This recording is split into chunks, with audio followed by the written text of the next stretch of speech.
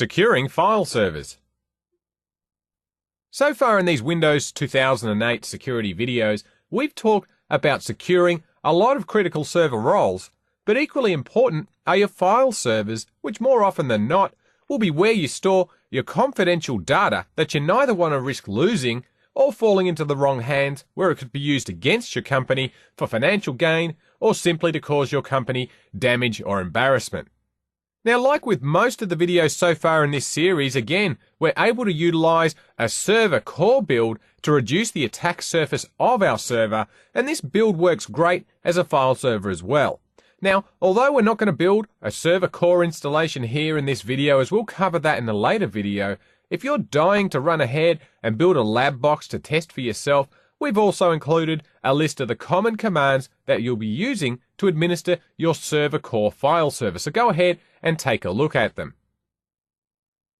Like with earlier versions of Windows, file sharing is handled by the Server Message Block Protocol, or SMB version 2, which is an extension of the Common Internet File System.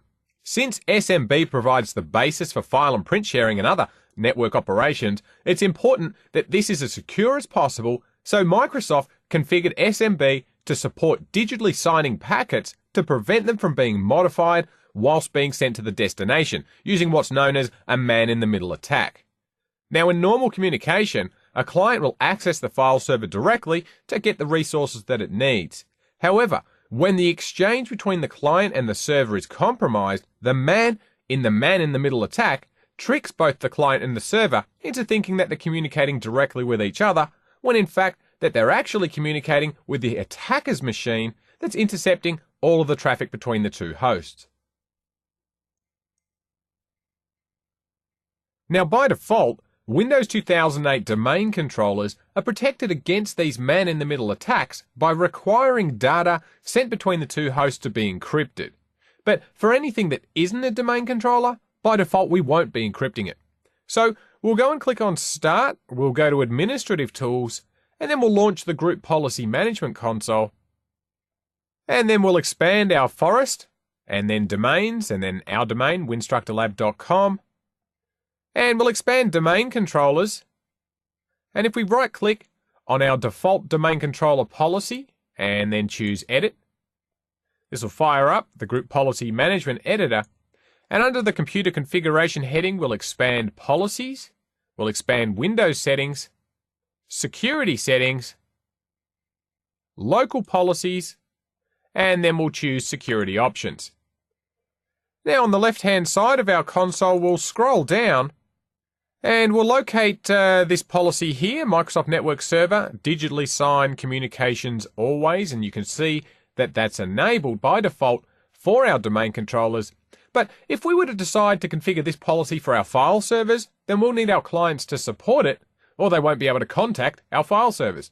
This means that you will need to be running Windows 2000 clients or higher, but the upside is that you probably aren't using client operating systems that are older than that anymore. And secondly, it's much more secure and prevents man-in-the-middle attacks. But because of the extra overhead required to encrypt this data, Microsoft suggests that it can downgrade file serving performance by up to 15%, so performance will be affected. So it really comes down to whether you favour the additional performance or the extra security. Now, the next thing we'll need to consider is whether we want to disable the default administrative shares, and there are two different types of administrative shares we'll need to factor in.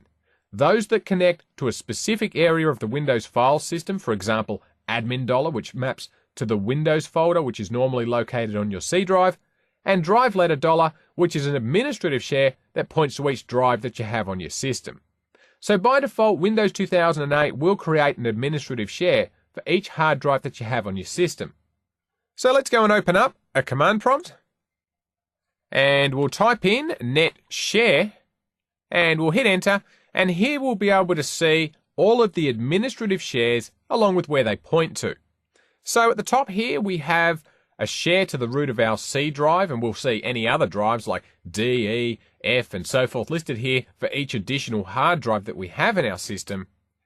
The next administrative share, IPC $, is a widely used share for managing named pipes. Now, name pipes are actually bits of memory that are used to handle communication that occurs between two processes. Now, when you connect to another server to perform some sort of administrative task, behind the scenes, Windows actually maps a drive, and this IPC dollar share manages this communication between the two computers. Now, you'll notice here that this one doesn't actually have a folder path like the others, and with this IPC share, you can't actually connect to it like you can with regular folders.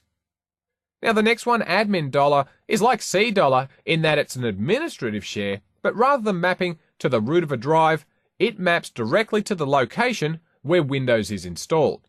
So, if your copy of Windows Server 2008 is installed in the default Windows directory, then that's what admin dollar will map to. But is this a big deal?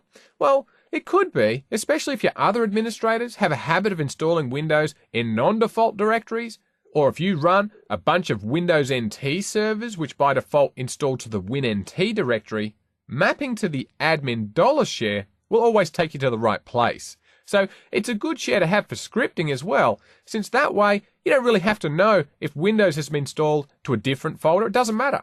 Admin dollar is always going to point you to the right place. Now the next one is netlogon, and that's not a hidden share since it doesn't contain the dollar sign at the end, but Windows Server 2008 domain controllers will use this share to replicate system policy and logon scripts to every domain controller in a domain. Now, when you make a change to a logon script that's stored in the sysvol folder of a domain controller, these changes are replicated to the sysvol shares of all other domain controllers in the domain.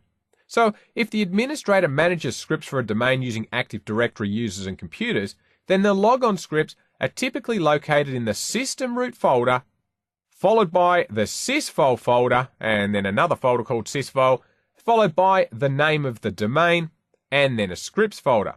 Now, the system will look for scripts in the netlogon share of the domain controller that authenticates the user. So the next one we have is the sysvol share itself, and again, this one's also not a hidden one. And when our server starts up, by default, it's going to create all of these shares here, whether we want it to or not. So if you want to keep these shares as they are, then you don't have to do anything at all. But if you want them to be removed, well, that's another story, so let's see how we can do it. So we'll click on Start, and we'll type in regedit, and we'll hit Enter. And then on the left, we're going to expand HKey local machine, then System, Current Control Set, then we'll expand Services, and we'll scroll down, and we'll expand LANman Server, and then we'll select Parameters. Now on the right-hand side here, we're looking for a key called Auto Share Server. Now, in my default installation of Windows 2008 here, you'll note that this key doesn't exist, so we're going to right-click and we'll choose a new dword value, and we're going to call this one Auto Share Server. And as you can see, this key already defaults to a value of 0, so we can simply close regedit and restart our server, and we'll come back in a minute. Okay, well, I've just rebooted our Windows 2008 server here, so if we go and open up a command prompt, and then we'll type in net share, and we'll hit enter. This time you'll see that the administrative shares for our hard drives and also the admin dollar share are now gone. Now, the last thing that we'll talk about in this video is encryption, although I will point out that we're not going to discuss the mechanics of implementing encryption in detail, since we'll be doing that in another video, but we will point out some of the changes that we have with encryption in Windows 2008. So the first change with Windows 2008 is BitLocker, and this was introduced in Windows Vista, and in order for you to be able to use it, it requires your server to have a Trusted Platform Module or TPM chip and a compatible BIOS. BitLocker enables you to encrypt all of the data that's stored on the Windows operating system volume, which of course is normally your C drive, and that's also going to encrypt things like your page file and any hibernation files, which I might add, hibernation files are not likely to be there on a Windows server. It'll also encrypt applications and data that's stored on the Windows volume, and you can also use BitLocker to encrypt any additional hard drives that you might have on your server as well.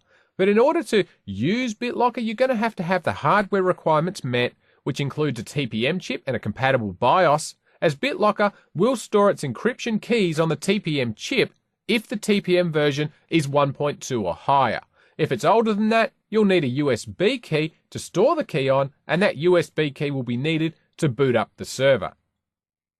Now, the encrypting file system, or EFS, on the other hand, doesn't require any specialized hardware to work, as the encryption keys are stored with the operating system. Now, the main difference between BitLocker and EFS is that EFS is only used to encrypt files on a hard drive, and it encrypts them based on the user account that's associated with them. So, if a user called Tim encrypts files using EFS, they'll belong to him, and Bob won't be able to open them. So technically, if an attacker is able to boot your server, it's possible that they could break EFS to get access to your data. So if you're able to use BitLocker as well, you can encrypt the system drive to prevent that system from being booted, or the drive from being accessed at all if it's removed and then put into another computer. So if you're able to use both, then use both. In this video, we've looked at ways that we can further secure our file servers by implementing SMB signing to digitally sign packets to prevent man-in-the-middle attacks. We also talked about removing the default administrative shares, and finally we discussed encrypting data so that even if it does fall into the wrong hands, it's useless to whoever has it. We hope you've enjoyed this video and would like to thank you for supporting Winstructor.